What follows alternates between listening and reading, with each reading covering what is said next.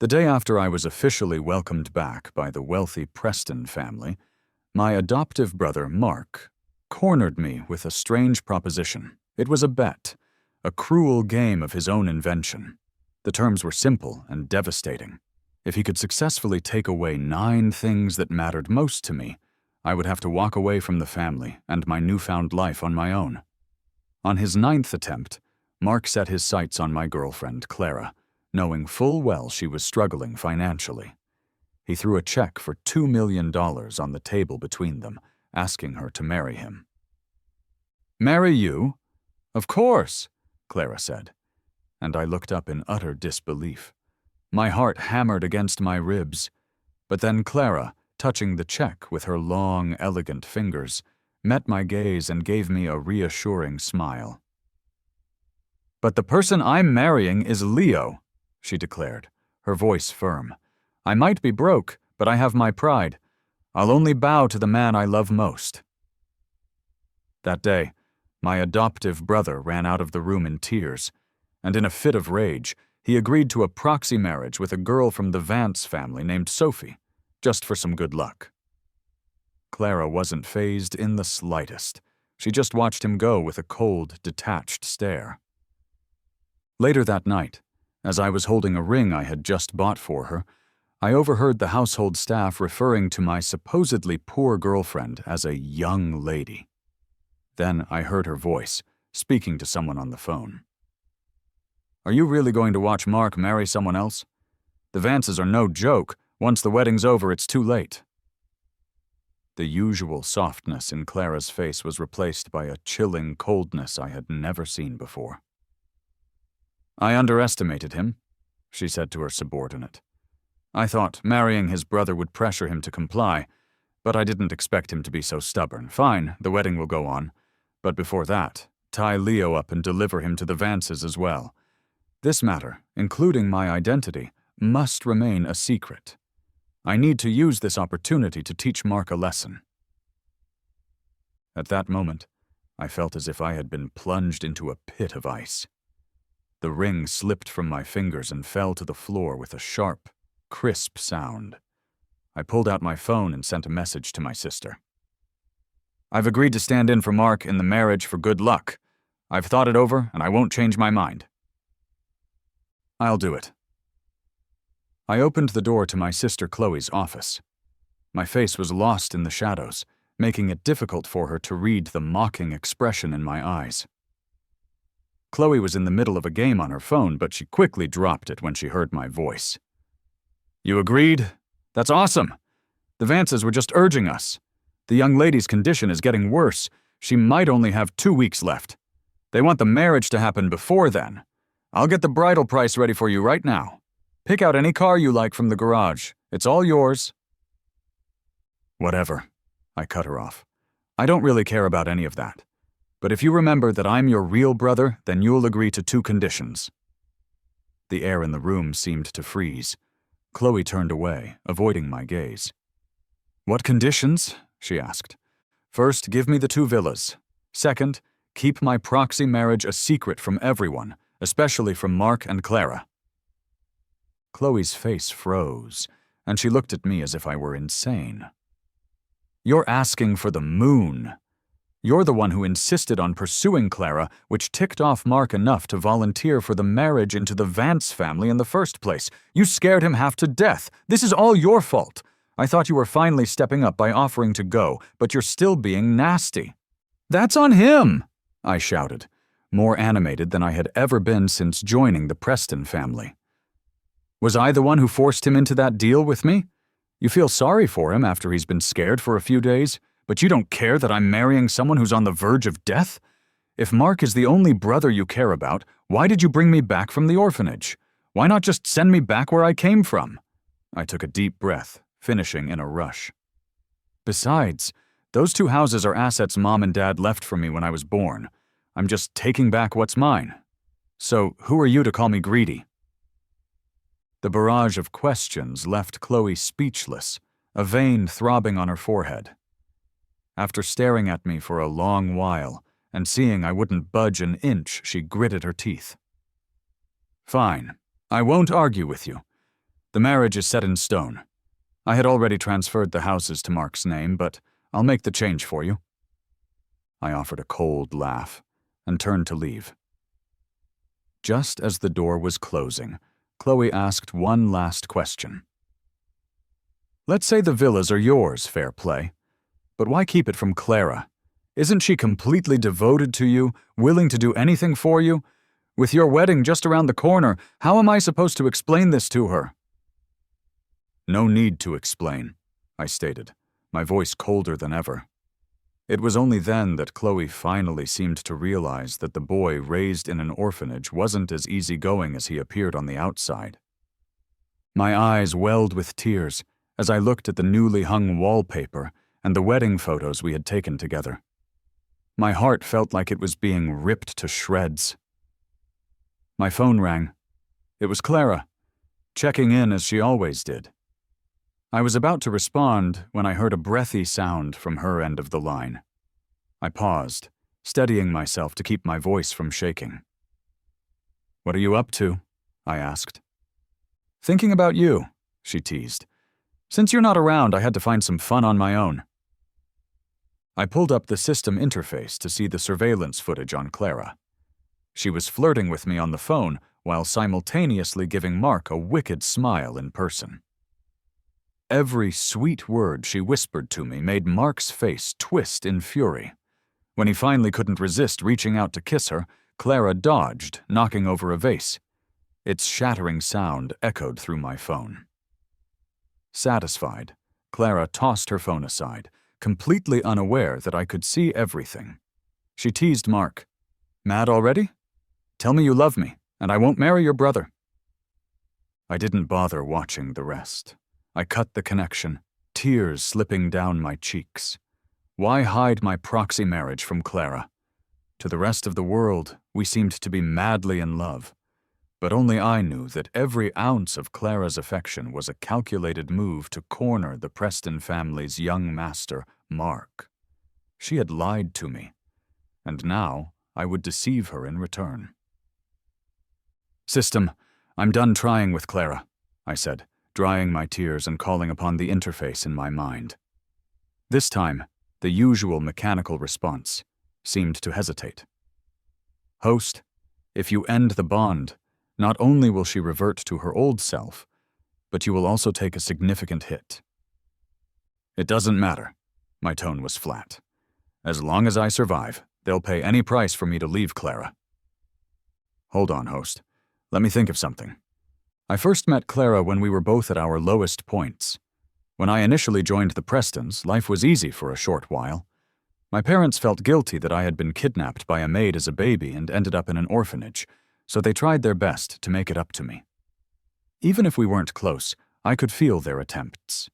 But I could also feel that my family preferred Mark, the boy they had raised in my absence.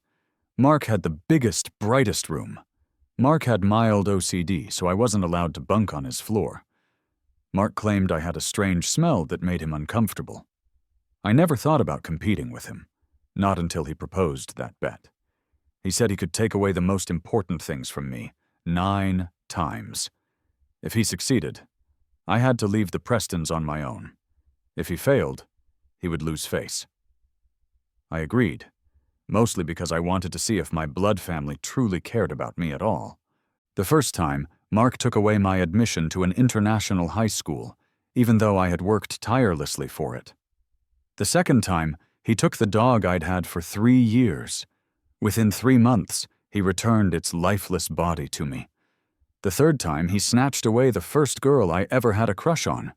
She publicly humiliated me, calling me a country bumpkin compared to Mark, but within a week, he had dumped her.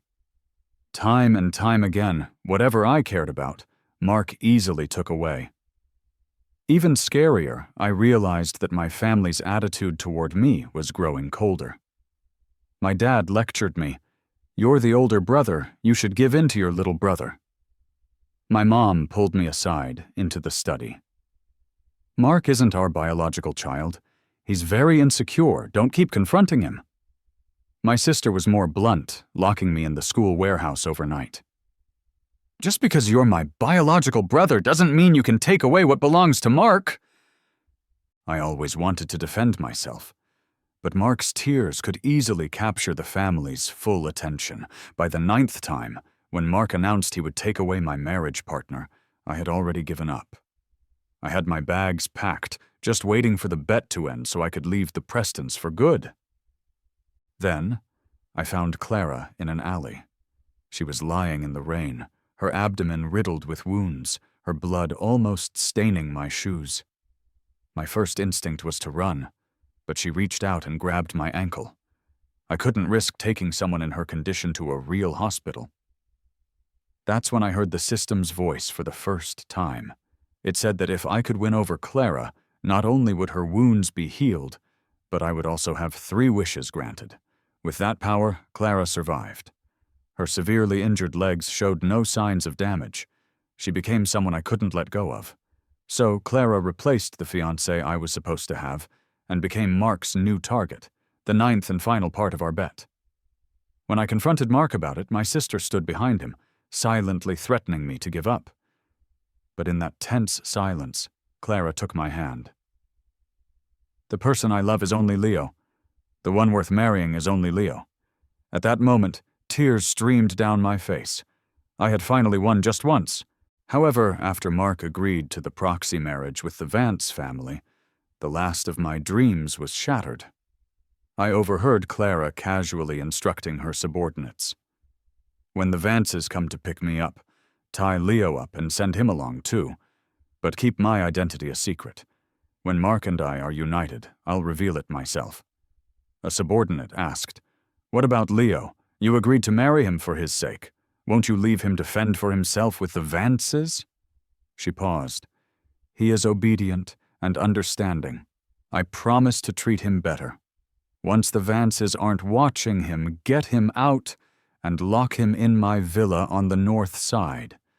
If he escapes, I'll break your legs."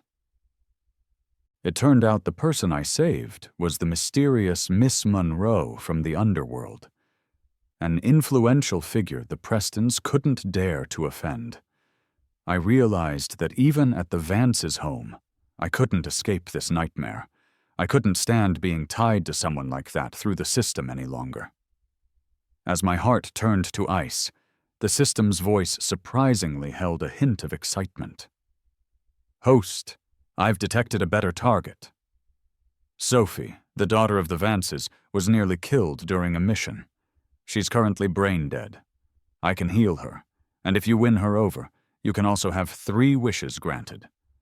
What do you say? Want to take a chance? My heart skipped a beat. In the system's long speech, one word stood out: sacrifice. I didn't hesitate for long. Switch targets. Reviving her might be more worthwhile than saving Clara. The system went to report to its superiors and switched the target. The weight on my mind eased slightly. When I got home, I ran into Mark, storming out, his eyes red. "Move!" He shoved me hard. My back hit the corner of a table, and Clara caught me. Her face turned dark as she stopped Mark.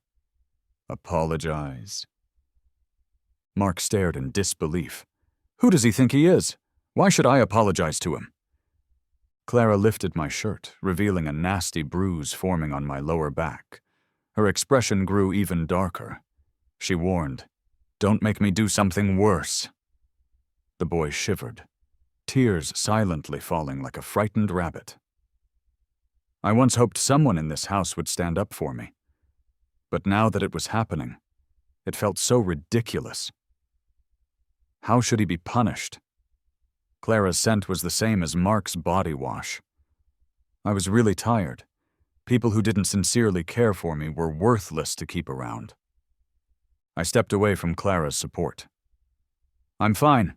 We have a family dinner tonight. I'll go change." Clara couldn't hide her surprise. "You don't want him to apologize?" Before, she could see it clearly. In front of Mark, when she defended me, there was a sparkle in my eyes, but this time it was like looking into an old, stagnant well, with no ripple at all. Clara felt a bit uneasy, so she quickly spoke up. "Can I go with you tonight? I gave her a surprised glance, but seeing the hope in her eyes, I quickly understood. If you want to come, then come. Clara didn't like crowded places, but if she didn't go to the family dinner, she would be separated from Mark, which was probably a kind of torment for her. Luckily, in half a month, I would be marrying Sophie, the comatose girl. By then, without me being a hindrance, Clara could stick to Mark as long as she wanted. That evening, the car drove into the Prestons' ancestral home. This was the first time Clara, a supposedly poor woman, had attended such a formal banquet. I didn't wait for her. A trace of dissatisfaction flashed across her face, but she quickly put on an appropriate smile and followed behind me, attracting envious glances. Despite me not being particularly capable, the girlfriend I found was top-notch in looks and figure. With such a strong wife, people whispered, I wouldn't be looked down upon after marriage. I showed no reaction, but Mark was quite upset, throwing himself into his grandma's arms and acting spoiled. The old lady comforted him. Poor Mark, having to suffer at the Vances, blaming someone for being ungrateful, insisting on competing with our precious for a woman. If you had gotten engaged earlier, it wouldn't have come to this. A cold smile played on my lips. It seemed like all the Prestons thought it didn't matter if I went to the Vances. For Mark, the Vances might be a den of suffering. But for me, was it supposed to be heaven? That night, in front of everyone, the old lady handed the jade bracelet from her left wrist to Mark. This is our Preston family heirloom. We only pass it down to one person each generation, Mark. It's yours now. No? In the silence, a woman's calm voice rang out. I was startled and looked at the speaker. Clara leaned against the back of her chair, projecting a nobility that didn't match her identity. Smiling slightly, her eyes were sharply fixed on Mark. Isn't Leo the real son of the Prestons? Mark is just adopted. How can he get that bracelet? The atmosphere around the dinner table paused. Various looks turned to me, making me uncomfortable. I quickly tugged on Clara's clothes, whispering, I don't care. You don't have to do this.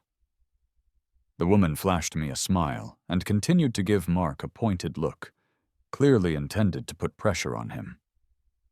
If you beg me, I'll make sure your brother doesn't hold it against you. I felt a chill in my heart. Clara wasn't trying to stand up for me.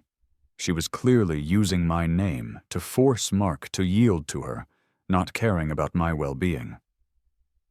The old lady banged her cane on the ground several times in anger. Well, Leo, you have some nerve. Having a girlfriend means you let your woman insult your own brother? Have you been hiding these thoughts for a long time? I'm telling you, if you keep making things difficult for Mark, I'll kick you out of the family. I lowered my eyes. Then, the system's voice chimed in. Host, the target has been changed. The new target will take effect in 2 weeks. In other words, from that moment on, the Prestons and Clara wouldn't be able to bind me anymore. Years of grievance surged through me. I suddenly raised my head. Mark, want to bet with me again? Mark heard the word bet, and for a moment his expression was unnatural. Bet what? Bet on this bracelet. We'll bid turn by turn, only using our own things as stakes. Whoever bids higher takes the bracelet, and the other side stakes. Unexpected surprise flashed across everyone's faces. They all knew I grew up in an orphanage, and since being found, was not favored. What could I possibly have to wager against Mark? Obviously, Mark thought so too. He was the first to pull out a black card. Don't chicken out, this is my entire savings. I chuckled, pulling out a similar card. The butler checked the balance, looking perplexed. Master Leo wins. Impossible, Mark muttered in disbelief. He took out a string of keys. A private island from Dad, a villa from Mom, and a yacht from my sister. These should be enough. They were his birthday presents from past years. I produced some documents. The butler's attitude turned serious. Master Leo wins. At this point, people around us were getting curious, wanting to see what the documents contained. I remained unfazed. Continue. Everything you have is actually gifted by Mom and Dad, Mark seethed. I refuse to believe you have anything else.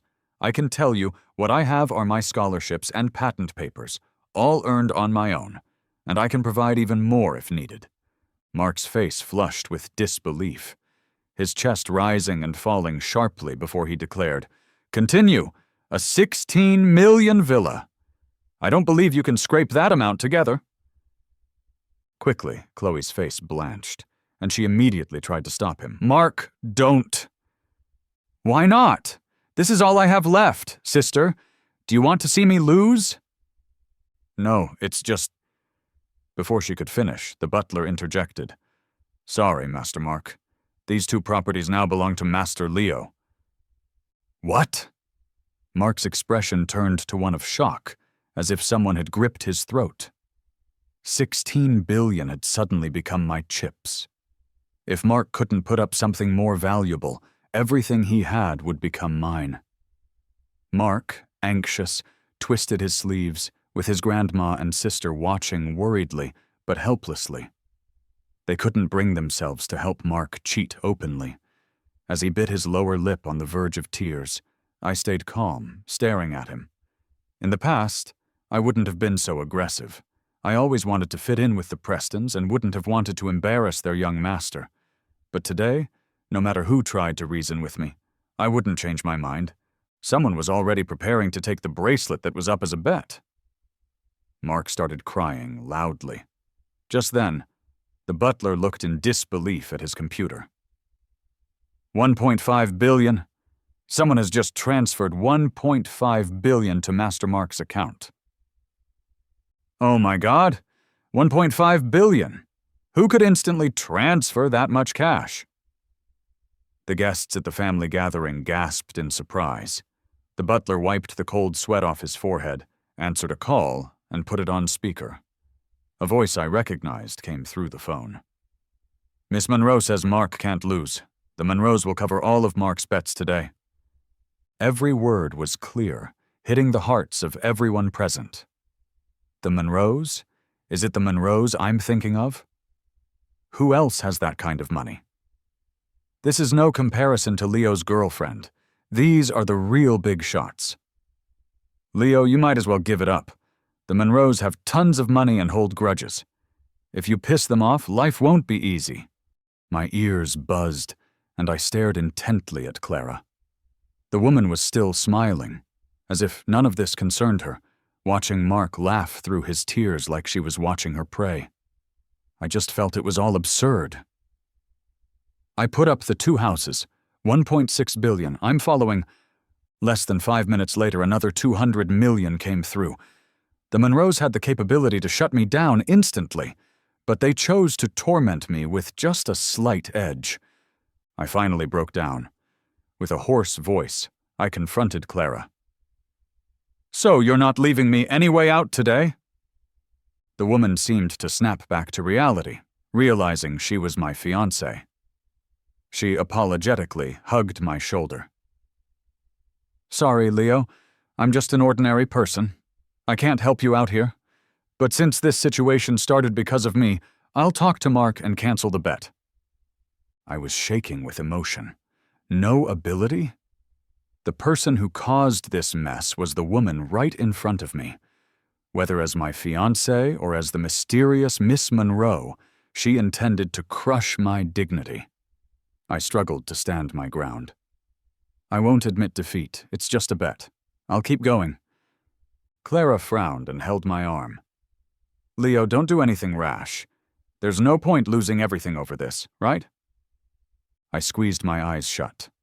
The Vance's dowry was already in my hands. If I risked it all, even Clara couldn't fight me. But doing so would expose the arranged marriage. Under no circumstances could I lose this bet. Before I could speak, my grandma intervened. She looked at me with a complex expression and scolded Mark. All right, Mark, stop fooling around. Clara has a point. Giving you the bracelet unilaterally isn't fair to Leo. I'll hold on to the bracelet. Since the bet is off, the deal is void. It was just a joke between brothers. Everyone takes their stuff back. Clara raised an eyebrow. I saw a hint of disappointment in her eyes. I broke free from the woman's grip, my nails digging into my palms. Beyond the shame, I was full of regret. I should have never agreed to bind to any system. Letting Clara die in that alley would have been better for everyone. After the gathering, I refused Clara's company and walked back alone. I didn't want to see anyone's sympathetic or mocking looks. When I reached the riverside, the system spoke up. Host, Clara, and Mark are across the river. Is that so? What are they talking about? The system helpfully eavesdropped. Any regrets about breaking up with me, Clara softly asked Mark.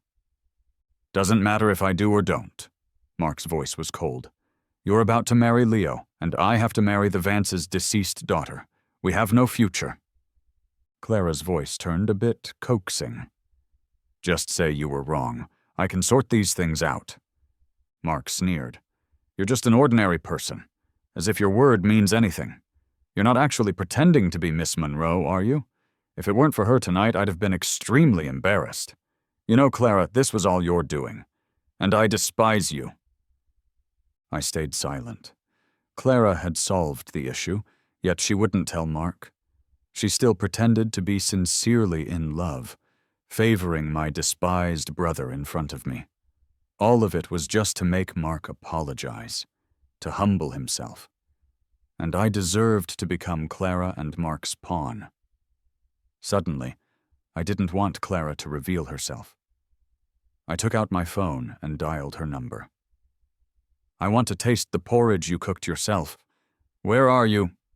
Clara sounded a bit resigned. I'm almost home. I'll go buy the ingredients now. Do you want chicken porridge or seafood porridge? Mark was a bit irritated by her sweetness. His little face flushed. I had good eyesight and clearly saw a figure turn and run away. I casually replied to achieve my purpose, You decide. A woman's doting voice came through. All right, you just wait to eat. I went in first. After just a few sips of porridge, Clara called out, Mark, your brother has no appetite tonight. I made porridge for him. Do you want some? Mark got closer and suddenly knocked over the bowl. Scalding porridge splashed on my wrist, leaving a red burn. I'm allergic to seafood. What's the deal? Clara's lips were smiling, but her eyes were full of malicious provocation. My husband loves seafood porridge, so I make seafood porridge. Why should I consider you? Who are you to me? I tossed the spoon onto the table, making a crisp noise. In a cold voice, I said, I don't have time to deal with your issues.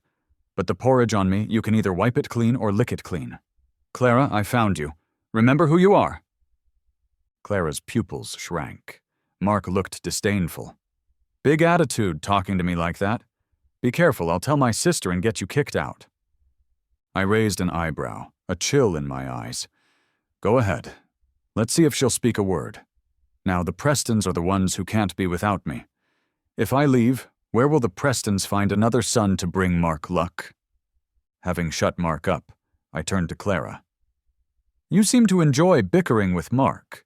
How about this? I'll decide and let you marry Mark as a concubine. Follow him to the Vances. Are you okay with that? Clara forced a laugh. Stop joking. Why say it like that? That's because I'm being kind, I coldly interrupted. You eat, live, and your very life is because of me. How can you say no? I stood up to leave. Suddenly, a system warning sounded. Host, be careful. The large crystal chandelier above crashed down fast. Everything happened so quickly. Having been used to hardships from a young age, I reacted by covering my head with both arms and ran outside at the system's warning. But I never expected that Clara would push me, slightly pulling Mark from the danger zone. The chandelier crashed heavily to the ground, shards cutting many wounds into me. I was in such pain I almost fainted. staring stubbornly at my fiancé and brother. Before losing consciousness, I saw Clara rushing to me, her ice-cold hands pressing on my arm wound. It was the last straw. When I regained consciousness, I smelled antiseptic. I gritted my teeth hard, anger bubbling inside with no outlet. Before I opened my eyes, I heard Mark crying at the bedside. "Clara, you still love me, don't you? Otherwise, you wouldn't have saved me. If it's true, take me away. Let's run away from the marriage. Mom, Dad, and Chloe would have Leo go over to satisfy the Vances, and then we can come back after it's all settled." Even without looking, I could guess that beneath the woman's gentle gaze was satisfaction. She was finally succeeding. She had captured Mark's heart.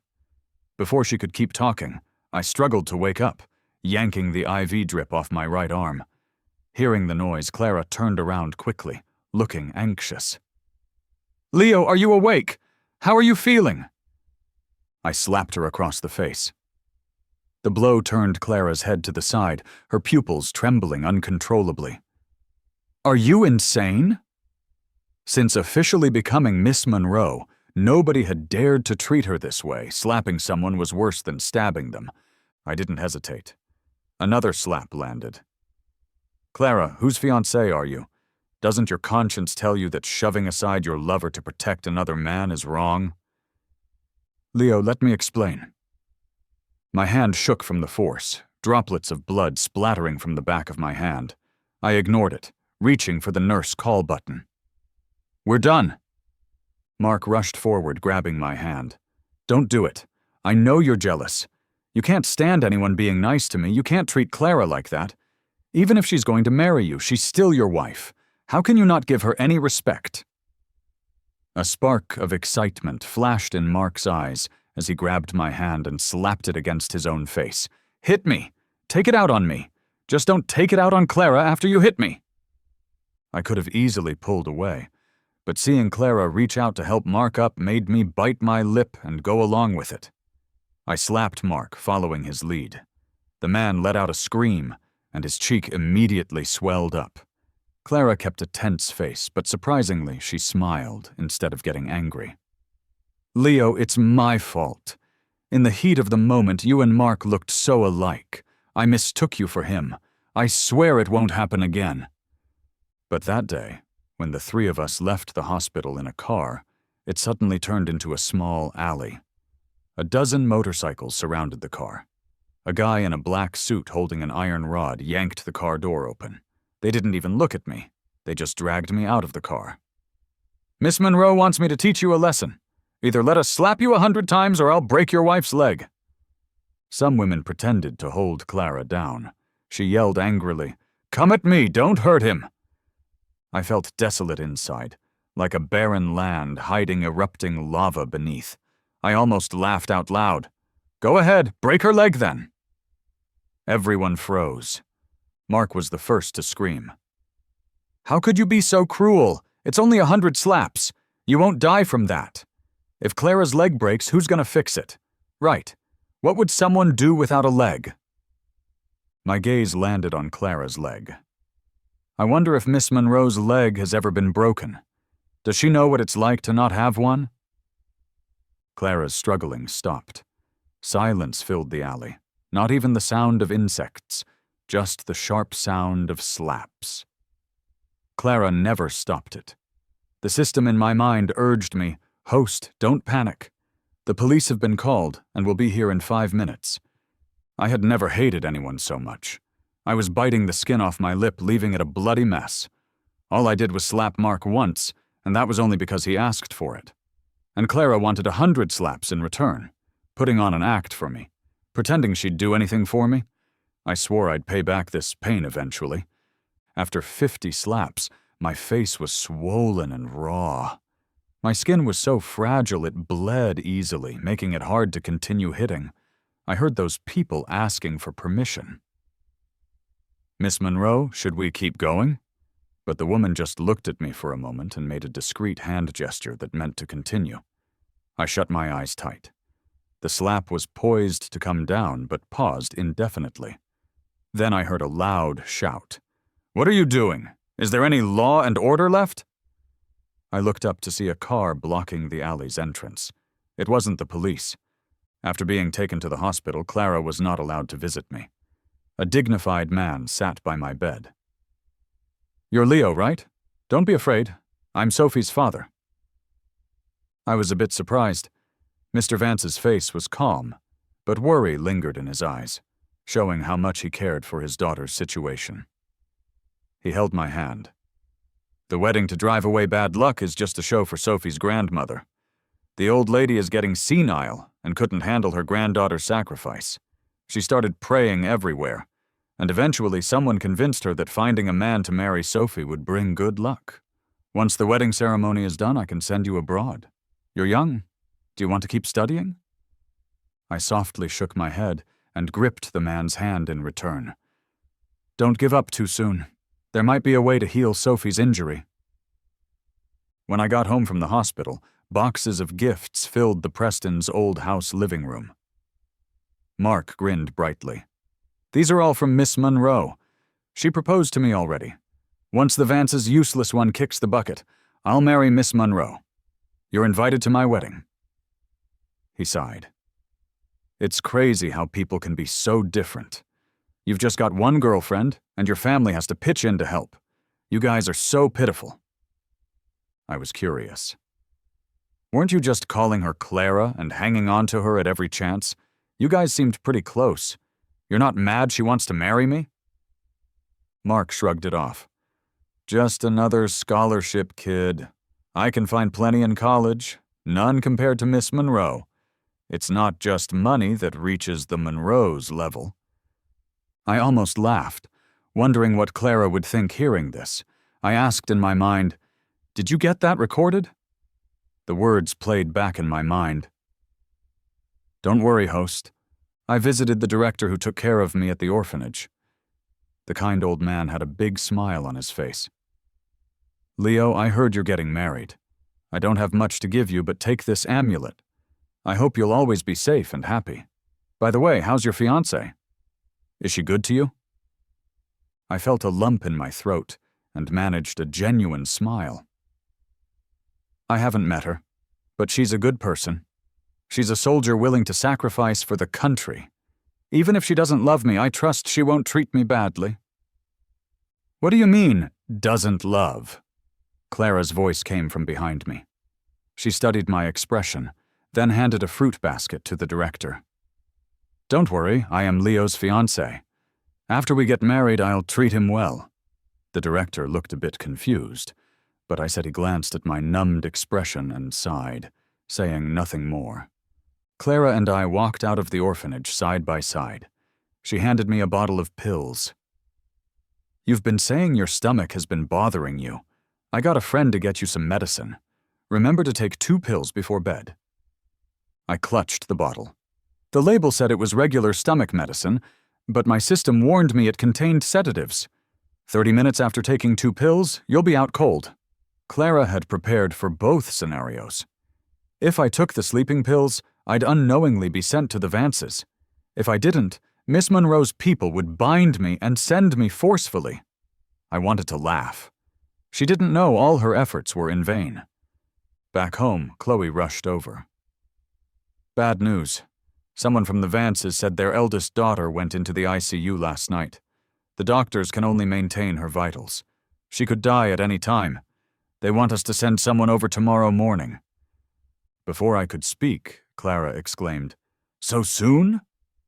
She clutched my hand tightly, for once actually seeming reluctant. Mark turned pale, collapsed onto the couch, and grabbed onto Chloe's sleeve. "I'm scared. What if Sophie dies as soon as I get there? I'll have to spend the night with a dead person." Chloe hugged him tightly, comforting him. "No, don't worry. How could your sister let you go through that?" As she spoke, she looked at me but didn't see any fear, only mockery in my eyes. Her face suddenly felt hot, and she didn't dare meet my gaze any longer. I went upstairs. In the public living room on the 2nd floor, there was a custom tuxedo. Mark never tried it on. If he had, he'd realize it wasn't his size. Clara hugged me from behind. "Leo, go to bed early tonight. We have to get up early tomorrow to send Mark." She couldn't see my face, but when she hugged me today, she didn't feel like letting go. She quickly pushed that feeling aside. She had already arranged everything perfectly. She'd bring me out later, and then she'd be my savior. I would surely see her as my only support. Even if she and Mark got married and had a grand wedding, I wouldn't escape her grasp. That night, Clara didn't sleep well. She dreamt of that alley again, of escaping an enemy and a boy carrying her on his back. The warmth reverberated through her dream, pulling her awake. Sitting up in bed, the phone rang. Her subordinate's voice was urgent. "Miss Monroe, we went to Leo's room and couldn't find him." "He ran? Damn it, who leaked the info?" No. We asked Chloe. She said young Master Leo has already left in the Vance's wedding car. Clara stood up abruptly, but before she could go downstairs, her legs were in sudden, excruciating pain. Though used to injuries, the agony brought her to her knees. When I got into the wedding car, the system notified me. My mission had shifted away from Clara, now focusing on Sophie. I felt an emptiness inside, as if something intangible was being pulled from my chest, forcing me to put a hand over my heart and take a deep breath to steady myself. After unbinding, will Clara be affected a lot? I asked the system curiously. "Absolutely," the system replied without hesitation. "While her body won't regress to a near-death state, thanks to your care, her legs were repaired by the system. Now that she's been booted out, the repairs will disappear." If Clara had truly loved me, if we had gotten married and had kids just like any regular couple, planning to spend the rest of our lives together, my first wish was for her legs to fully recover. I had been planning it for a while. From the moment the Prestons pushed me away, I decided to be someone who could truly love and hate. If I found someone I truly loved, I'd be willing to sacrifice anything for them. Who knew I almost took a huge hit because of Clara? "All right, host, we've got to look forward. If I hadn't found Sophie as a substitute, your situation might not be any better than Clara's right now." I curled my lips into a slight smile. "I know I won't dwell on the past. I'm just curious, with Clara becoming a cripple, can she still be Miss Monroe?" Meanwhile, Clara was on the floor, clutching her legs and rolling in pain. She didn't understand why her legs hurt so much. It felt like they were being forcibly broken, and the bone-chilling pain had her breaking out in a cold sweat. But Clara endured it without making a sound, slowly getting through the wave of pain. She hadn't reached her current status by reading and writing, or just sitting in an office looking at reports. It was through real fighting and scheming. On the day Mark dumped her because she was poor, she swore she'd make him regret it. This stubbornness had carried her through numerous life-or-death situations. Now, victory was in sight. Mark had given his heart to her, bowing down to her other identity's power. Why was something like this happening at such a critical moment? Leo. It had to be Leo messing with her. What exactly had happened? Wasn't I preparing for our wedding? Why did I end up in the Vance's wedding car? When did I plan all this? She stuck by me almost every day, and hadn't noticed anything was wrong. The driver Clara had planted in the Preston household rushed over to her. He helped the woman on the floor. "Miss Monroe, are you all right? Should I get a doctor for you?" "No, it's fine." Clara tried to stand with his help. "There's something more important you need to do. Right now, send people to the Vances and find out how far the wedding has gone. Oh, and get Chloe. I have some questions for her." But Clara never expected her legs not to listen to her at all. The driver noticed her expression was off and anxiously asked, "Miss Monroe, what's wrong? Are your legs numb? Let me help you slowly up." Clara pressed hard on her legs, her face changing dramatically. She couldn't feel anything. Everything happened so suddenly. She had a bad feeling about it. Despite the cold sweat dripping down her back, she grabbed the driver's arm. "Get me to the hospital right now." My wedding car pulled into the Vance's mansion. The huge villa was decorated entirely in white. It looked like a wedding setup, but also a bit like a memorial. When I got out, the whole Vance family was waiting at the door. No one was missing. An elderly lady stood at the front. When she saw me, she was about to bow deeply. "I'm sorry, child. It was my selfishness that got you into this. I know a joyous occasion might not save Sophie, but I couldn't let go of even a shred of hope. Don't worry. If Sophie can't make it, we won't let your efforts be in vain. We'll treat you like our own family, like my own grandson. Any request you have, I will fulfill." I was stunned and hurried to support the old lady. My eyes turned to Mr. Vance, who was looking at me with affection, the kind of warmth in his eyes that my real parents had never shown me. I felt a pang of bitterness. All these years, I had put the Prestons above everything else, fearing abandonment, fearing being cast out. I clung to the little hope the Prestons gave me. If Mark hadn't shattered my illusions time and again, I'd still be the Prestons' most loyal dog, willing to do anything for them. But leaving the Prestons, I walked into what people called a den of demons, yet here they were, telling me I'd have a family. How absurd everything was. I looked at the tears in their eyes, feeling unsettled. I turned to Mr. Vance, a bit surprised. "Mr. Vance, didn't you tell Grandma and Mrs. Vance what I told you before?" Mr. Vance took my hand and led me inside. "If Sophie really gets through this, and you guys develop feelings for real, there's no rush to change how you address us." He then quietly said to me, "Leo, I've kept what you said before in mind. I too hope Sophie can get better, but we've wished countless times and been disappointed just as many. Now nobody can handle another letdown, so I couldn't say it. Maybe you do have a way to save Sophie." I walked into the house. I passed through the garden to reach a secluded villa in the back. I saw a girl lying there, covered in tubes. She couldn't wear her wedding dress, which was set aside, pristine and white. They hadn't prepared any marriage certificate or agreement. They knew this wedding was just a last-ditch effort. When Sophie finally passed away, they didn't want me to become a widower. I looked closer. Sophie, although pale and frail, was immaculately groomed. I suddenly felt a bit envious. Sophie had a family bond and a meaningful life, things I desperately wanted but could never attain. They nodded with red eyes, and finally a trace of relief showed on their faces. Just as everyone relaxed, a sharp alarm from the machines pierced the air. Sophie's heart monitor flatlined. Even though they were prepared, Mr. Vance still took a deep breath and collapsed, caught by Mrs. Vance. The old lady's once unyielding posture now bent with grief. I was startled. I mentally urged the system, "Hurry! Sophie can't hold on!" I had never found the flat, mechanical voice so comforting before. "Don't worry, host. Sophie's data has been loaded." The alarm ceased. The heart monitor showed its first blip, and Sophie, who had been unconscious for nearly 2 months, opened her eyes. The first person she saw was me. Her eyes focused, and I saw stars twinkle within them. After Sophie woke up, Clara, who had been sent to the hospital, also regained consciousness.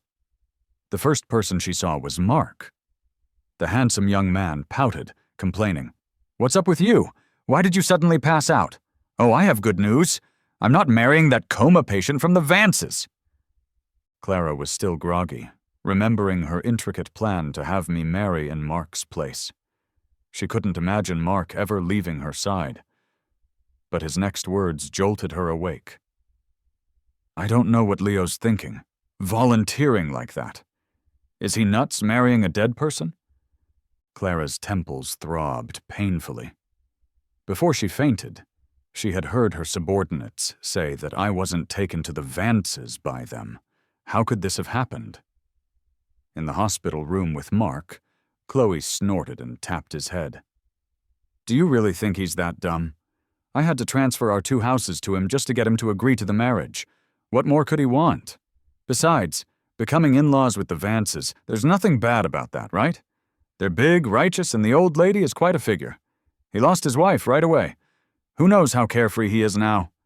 The more Chloe talked, the more reasonable it seemed, and the guilt she felt toward me diminished.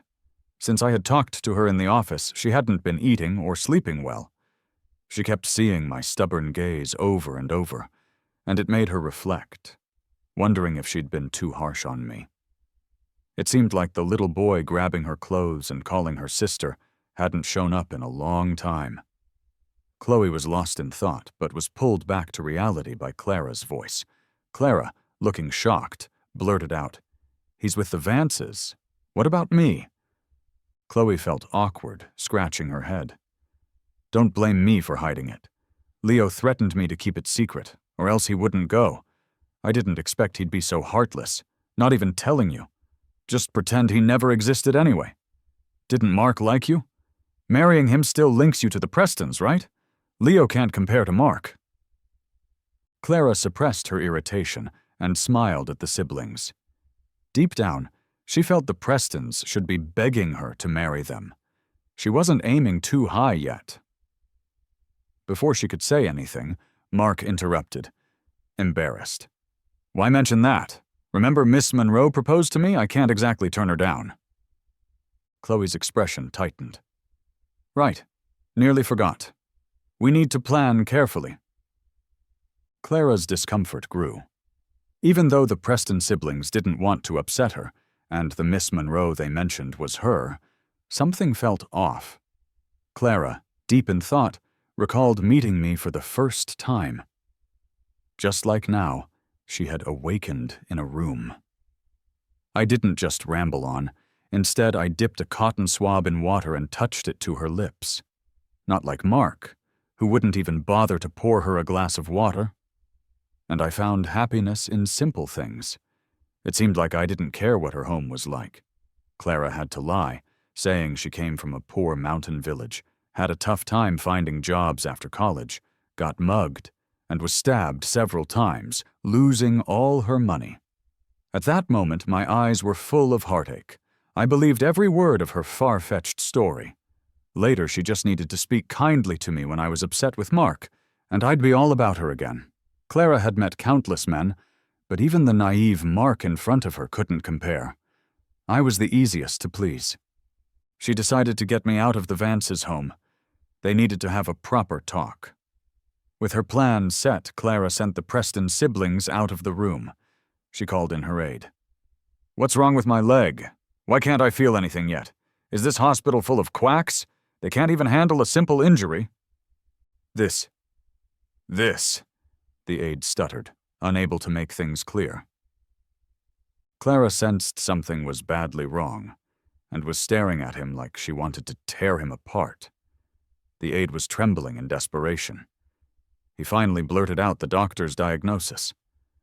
"Miss Monroe, the doctor says your leg is already necrotic and can't be treated. Even if a miracle doctor comes down from the heavens." When Sophie woke up, Mr. Vance almost kneeled before me, wanting to adopt me on the spot. It was Mrs. Vance who calmed her excited husband. "Leo just married Sophie. Wouldn't adopting him now be strange? You should see what the kids think."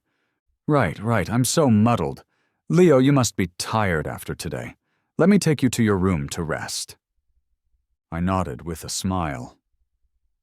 I thought Mr. Vance meant a guest room, but as we walked, I realized he was taking me to the nicest room in the house, even better than Sophie's room. It was cozier. Mr. Vance had me sit on the bed. "Leo, I didn't know what you liked, so I had people find out.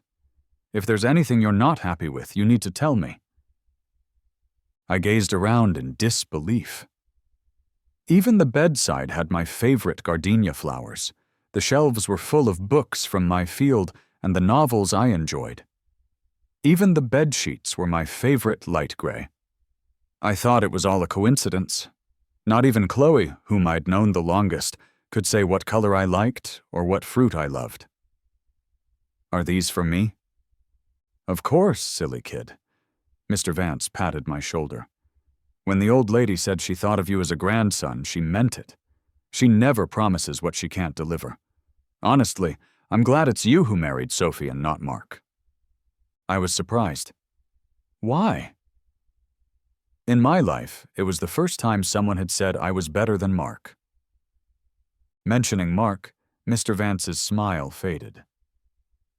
Actually, I proposed a marriage to Mark before, when Sophie was unhurt. The Prestons came to us, hoping to set up their kids. I heard great things about their oldest son, but they introduced us to a good-for-nothing younger son instead. Mark likes clubbing and racing cars. We knew all that, so we declined straight away. But after Sophie was hurt, the Prestons acted completely different when I reached out again. I don't know how they agreed later on, but I ended up with a bad impression of Mark. I lowered my eyes. Mark had agreed just to spite Clara. Mr. Vance didn't know this, but I had lived through it. Mr. Vance gripped my hand. If Mark had come, I'd only give him money to send him away. I wouldn't have prepared these things. Even if you and Sophie don't end up in a romantic relationship, I hope you can still call me Dad and Sophie your sister. My eyes turned red. I tried to speak but couldn't utter a word. The sound of Dad was too foreign to me. I wished I could call my real father that, enough for those lost years, but I never got that chance. No rush, Mr. Vance smiled, fine lines creasing at the corners of his eyes. I'll wait for you. I believe in our bond. After seeing Mr. Vance off, I lay on the bed. I asked the system, what really counts as a successful mission? I used to think it was about falling in love, like Clara and I were supposed to, never to part. But this time I wasn't sure I truly wanted Sophie to love me. Plus, I didn't want to tie my feelings to just one woman. Once bitten, twice shy. System. You need to check her affection level. If Sophie's affection for you reaches 100, then you've succeeded in winning her over. I can fulfill your wish then. Aren't you curious about Sophie's affection level now? I sighed. I don't even know Sophie, so how could there be any affection? No. The system's voice sounded like it was chuckling. Her affection for you is a solid 70, already way more than when you first met Clara. I was a bit surprised. Not just more, it way surpassed it. Even when Clara and I were discussing marriage, her affection level was just at 85. I always thought that was the normal level for a couple who wasn't married yet. The rest would build up over time. While I was lost in thought, the progress bar that belonged to Clara, which had turned gray, started growing slowly. It went up to 90. When Clara learned about her legs being in bad shape, she did have a moment of breakdown. But she was someone who had been through a lot and quickly regained her composure. She coldly asked her family doctor, "What's going on? Even if my legs were going to go bad, it should have happened a year ago. Now all my other injuries are healed. Why are my legs suddenly worse?" The doctor was puzzled, too. He could only ask, "Miss Monroe, do you remember who the doctor was that saved you a year ago? Maybe if we ask for their help, there's still a sliver of hope." Clara looked a bit complicated. The person who saved her wasn't a doctor, it was me. After spending a year with me, she naturally knew I didn't know a thing about medicine. I just got bullied a lot at the orphanage and always carried Band-Aids on me. But it really seemed like being around me was why she recovered so fast. I always asked her if she loved me, and she always expressed her love without hesitation. After all it took was the word love, and the boy was satisfied. Clara shook her head. She was the one who didn't want me first, but now she kept thinking of me, and all the thoughts were good ones. Clara's subordinate remembered something else. "Miss Monroe, you said before you wanted to marry Mark. The wedding is almost ready, but, considering your condition, should we delay it a bit?" Clara thought of Mark, and her frown faded. She smiled and said, "It's fine. The wedding will go on. But I need to confess my identity to Mark first." In her wheelchair, disguised bodyguards pushed her out of the hospital. Just inside the Prestons' mansion's door, Clara heard Mark's voice coming from the study. "Give me a break." Clara wondered what trouble the little guy had gotten into this time, and was about to open the door to ask, but the next thing she heard pinned her to the spot. "Why did you have to mess with her? Now you find out she's disabled and you're not happy, huh?" "Disabled? Is he talking about her?" Mark's whining voice continued. "Sis, you know me. I was just after her body. If the Vances wanted an alliance, I'd dump her in a heartbeat, right? Clara is just a poor girl. What's her status compared to the Prestons? Leo's the one who's a fool for having a girlfriend like her. Now, someone interested in me is Miss Monroe. Marrying into the Monroes, our social class will take a huge leap. Isn't that tempting for you?" Chloe sighed. "Since you know she's not good enough for you, why did you have to mess with her? Even though they're both named Monroe, their status is worlds apart." "Of course it's to snatch Leo's stuff." Clara looked up sharply. Inside, Chloe seemed stunned, exclaiming, "What do you mean, snatching Leo's stuff?" Mark was nonchalant. "Why so surprised? I thought you all knew. I made a bet with Leo that if I took his stuff 9 times, he'd cut ties with you all. Clara was the last thing he cared about. You all don't like Leo, right? This way it won't hurt Mom and Dad's feelings, and Leo won't get any inheritance. Everyone's happy." Chloe's voice sounded strained. So Leo never took your stuff? You've always been taking his—" Clara squeezed her eyes shut. She was afraid she'd show her anger. She thought she was using me to provoke Mark, to make him give in. But actually, it was Mark using her to push me away. Among the 3 of them, the most innocent one was me. The bodyguard asked coldly, "Miss Monroe, do you want us to take action?" "No." Clara opened her eyes, her voice as icy as the Arctic. "Not only must they not find out, but you need to keep planning the wedding with Mark. Do you understand?" Clara herself had disappeared, and Mark had been quite pleased for a while. Although Chloe's gaze wasn't as doting as it used to be, its complexity was beyond his comprehension. But Mark couldn't be bothered with that right now. To him, the Prestons were just a stepping stone. 2 sets of courtyard houses and a mere $1.6 billion barely made the Prestons flinch. With family wealth like that, it's hardly impressive among the truly wealthy. Now he was keen to hold on to Miss Monroe for dear life. He was really aiming for that upgrade in class. Honestly, Mark was a bit scared. Rumor had it Miss Monroe was a cold, ruthless big shot. She was unpredictable.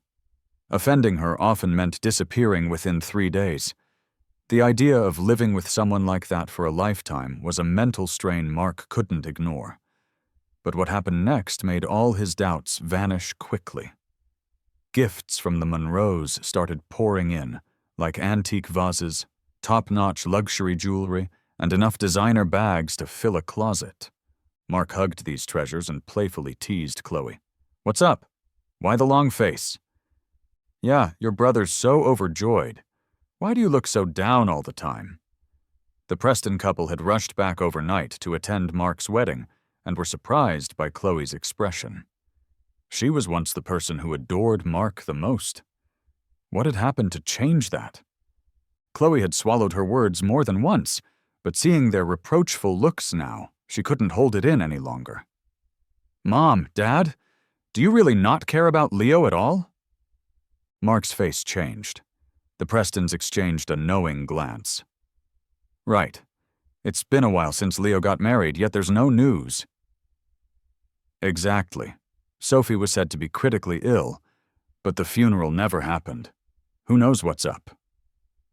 "You'd think a son would worry about his parents. We came back, and he didn't even ask. It's not like Mark, the loving son we raised." John Preston pulled Mark into an embrace, while Susan peeled fruit nearby. They truly looked like a happy family of 3. Chloe couldn't hold back any longer. "Mom, Dad, things aren't how you think. You know what? Forget it. Too much has happened lately and I can't explain. But we should visit Leo soon. Mom, do you remember why I changed my last name? Susan's face went blank for a moment. Then she remembered. When I was taken by the nanny, she cried her heart out, passing out from dehydration several times. After 2 months of fruitless searching, she began to give up hope. Before adopting Mark, she took Chloe to change her last name. She told her daughter that they always had a brother, that she should never forget him. The Prestons' most beloved child was forever that little boy. But the once heart-wrenching pain slowly faded with Mark's arrival. Susan was momentarily confused. All her affection for Mark, was it really for him, or an imagined son in her mind? But after I returned, they didn't grow close. It seemed like everyone forgot the promises made to me.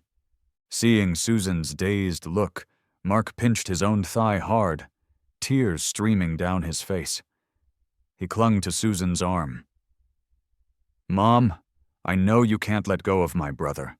To you, he'll always be irreplaceable. I've never wanted to compete with him. In a few days, I'll be marrying into the Monroes. I won't be able to stay with you and Dad anymore. I cherish these last days with you. After my wedding is done, I'll come with you to bring Leo home. Susan was deeply touched, praising Mark for being so good. Yet Chloe looked on in disbelief. She had seen Mark pinch his thigh just before crying. So all those times he cried before, was it all fake, just like today? And why hadn't anyone thought about it? If Leo's wife really died, how was he even living right now? Without family around and not knowing anyone from his in-laws, why had no one truly thought about my situation? Suddenly, Chloe felt a chill creeping from the ground up through her feet. 3 days before the wedding, the Monroes sent over a prenuptial agreement. Mark signed his name with a smile. Seeing his attitude, Chloe was annoyed, but felt the need to speak up. You didn't even read it before signing? Aren't you worried the Monroes might trap you? Mark shrugged it off. I did read it, nothing special. And Miss Monroe already signed. If I make her wait, she might think I'm not willing. Chloe was speechless. The woman they hadn't even met had Mark, her good brother, acting head over heels. She knew exactly what Mark was really interested in. On the wedding day, Mark donned a silk suit. He got into the car the Monroes sent. The Prestons followed in another car. Once they arrived, they saw someone unexpected, Clara. Mark's shock was impossible to hide. What are you doing here?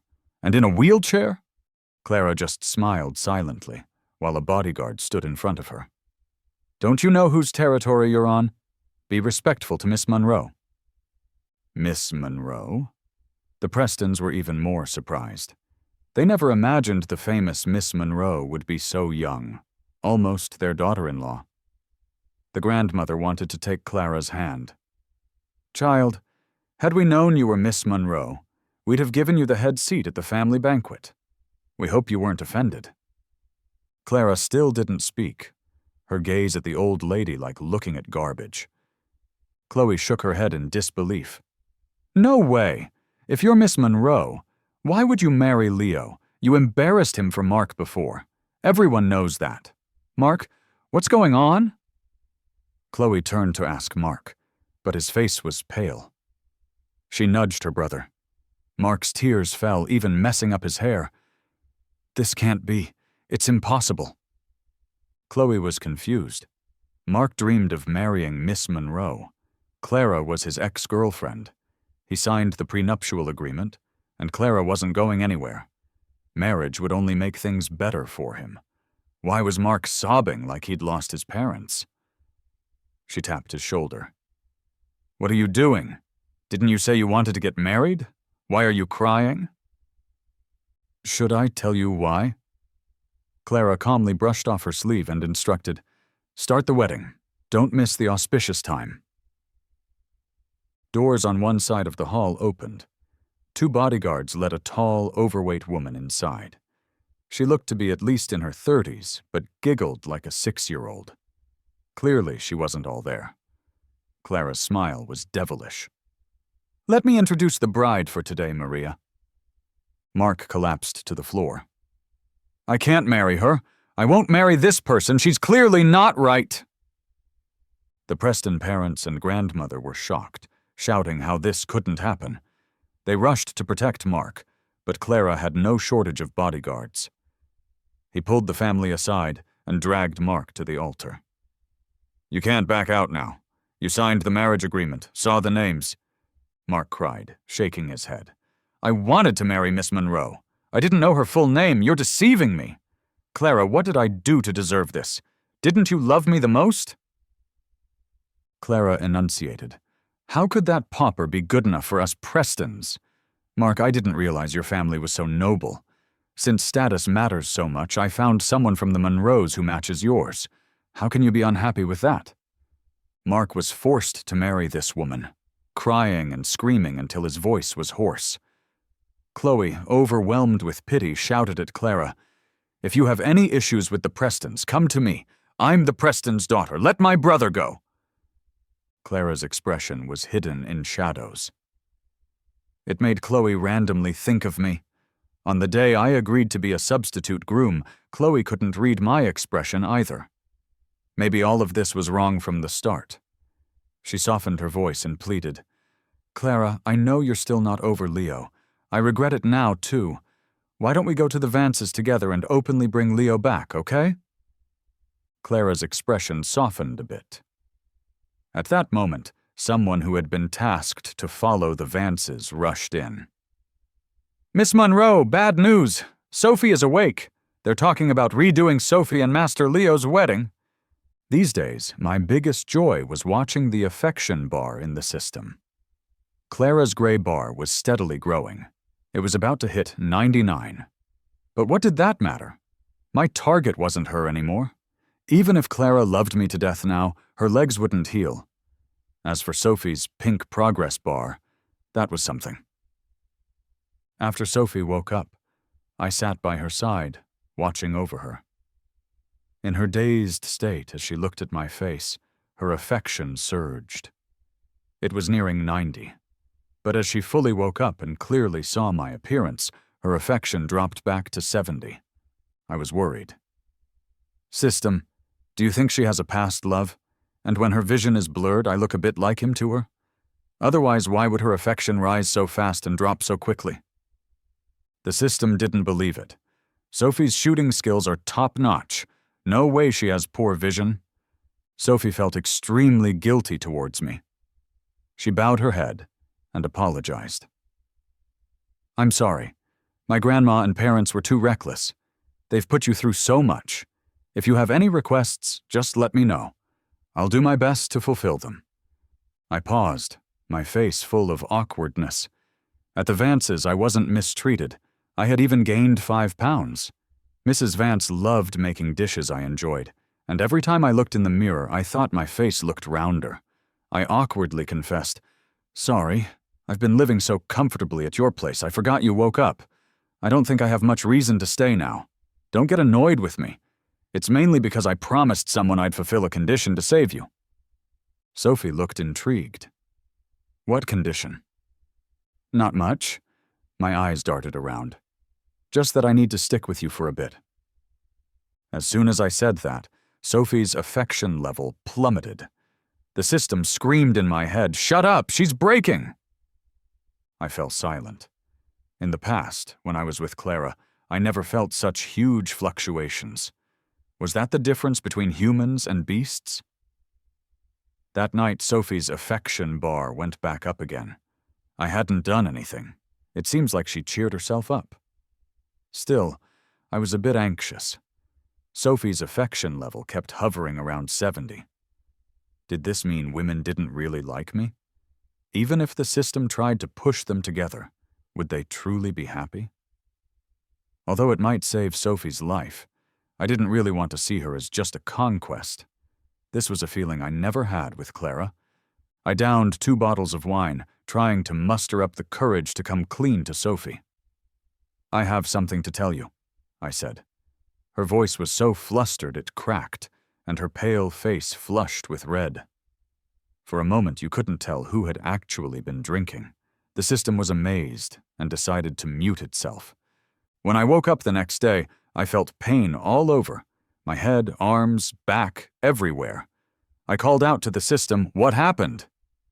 Silence filled the air until the mechanical voice said, "See for yourself."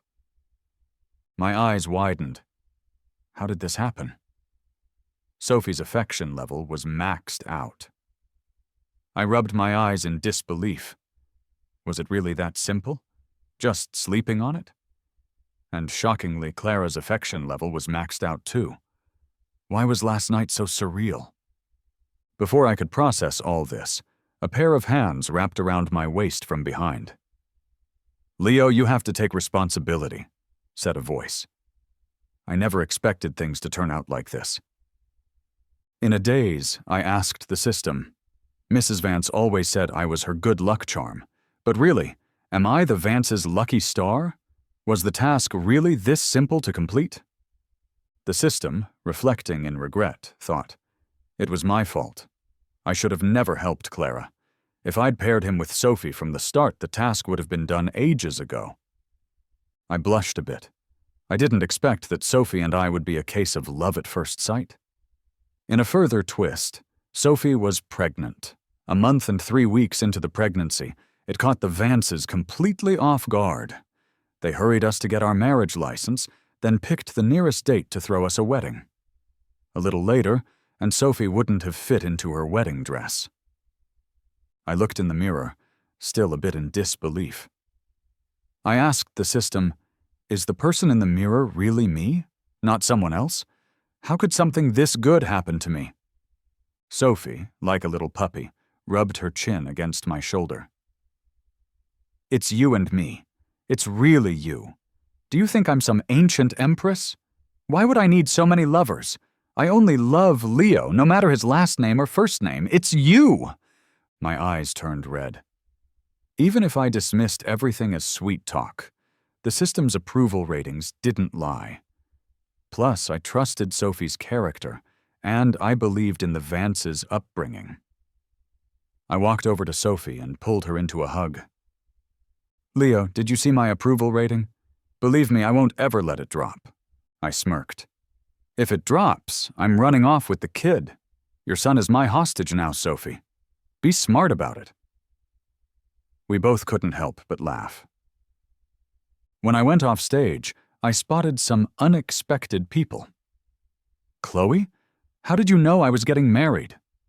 My biological parents, whom I hadn't seen in ages, now seemed somewhat unfamiliar to me. John's words got stuck in his throat. He could only awkwardly mumble, "Just came to see and give you a little wedding money." Had they not fallen out with me, today they would be the Vance's in-laws. But now, it was too late to regret. Things wouldn't go back to how they were. Susan couldn't help but grasp my hand. "Leo, help your brother plead with Clara. She'll listen to you. Can you ask her to stop tormenting your brother, please?" I didn't even have time to respond. 2 hands simultaneously intervened, separating my mother and me. Chloe looked pained. "Mom, this is not the time to plead for Mark. I've told you he's been bullying Leo all along. Why don't you believe me?" Susan looked torn. "But he's the one I raised." Sophie protected me. "Whoever's the perpetrator, you deal with them. If there's illegal detention, I'll help report it." And with that, she turned to leave, leaving Susan's sobs behind. Knowing what had happened to Mark left me uneasy. There was always a sense of doom lingering, until I went out to buy books and was shoved into a car by a group of people. Only then did my nerves settle. I just knew it. How could Clara let things go so easily? That woman's specialty was holding grudges.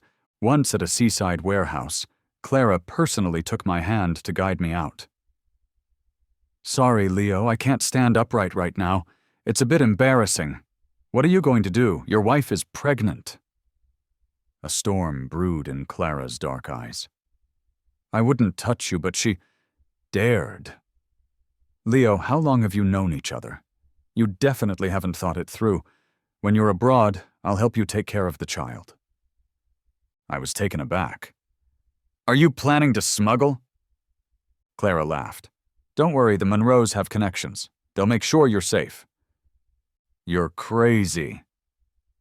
Yeah, I'm crazy. Crazy beyond help. Leo, you were the one who saved me. You were the one who got engaged to me. I know I was wrong. I love you, not Mark. Give me another chance. I don't want to lose you. I felt everything was absurd. Clara might not be lying. She liked me so much. But her love was terrifying. I almost laughed out loud. Clara, you think I'm a trash can, picking up any kind of love? Your love doesn't even deserve a spot compared to others. I gave you countless chances, but you didn't want them. Clara, you're out. Clara's pupils shrank. She pulled me into her arms. Just as the word out was spoken, a bullet pierced through the air, straight through Clara's left chest and into my shoulder. I was stunned. Didn't even have time to cry out in pain before someone hugged me tightly. Sophie's voice was trembling. Someone help! Save my Leo! I knew she was probably too panicked to know what to say. I closed my eyes, silently praying. My first wish is for my family's health and safety. What about the second one? The system asked. Wait, I'll think about it. I chuckled. With the system's help, my and Sophie's baby was born safely in the winter. The Vances didn't throw a huge celebration. The family just sat together for a nice meal. I never went back to the Prestons and didn't contact my biological parents. I just felt a sense of wistfulness. Last winter I was packing my bags, waiting to be kicked out by Mark. This winter, everything with the Prestons was left behind, a part of the past. Mark finally won his divorce case and split from Maria, but he was so tormented he couldn't have kids anymore. Clara was buried under a nameless stone, with no one to brush away the frost and snow. I heard a knock on the door. Opening it, I found a toy motorcycle at the doorstep. Chloe talking about adding the bike as a wedding gift seemed like just yesterday. The system softly said, Leo, goodbye. From now on, my life was my own to control.